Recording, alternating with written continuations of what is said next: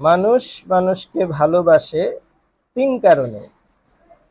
হয় তার মধ্যে সৌন্দর্য আছে, যেটা দেখে আকর্ষণ অনুভব হয়, অথবা তার মধ্যে এমন কোনো গুণ আছে যেটা আমাদেরকে আকৃষ্ট করে, ভালো লাগা সৃষ্টি করে, অথবা আমার প্রতি তার কোনো এহসান রয়েছে, অনুগ্রহ রয়েছে। আমি কোনো বিপদে পড়েছি, আমাকে সাহায্য করেছে, একটা ভালো পরামর্শ দিয়ে হোক, অর্থকড়ি দিয়ে হোক, কোনো লবিং করে হোক, যে কোনোভাবেই হোক আমার কোনো বিপদে সে কাজে এসেছে।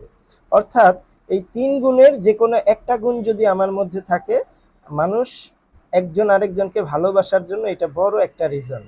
তো সৌন্দর্যের বিষয়টা তো আমাদের হাতে নাই, আল্লাহ প্রদত্ত একটা কুদরত, কিন্তু গুণ অর্জন করা এবং অন্যের প্রতি অনুগ্রহ করা, এই দুইটা অপশন কিন্তু আমাদের জন্য খোলা আছে।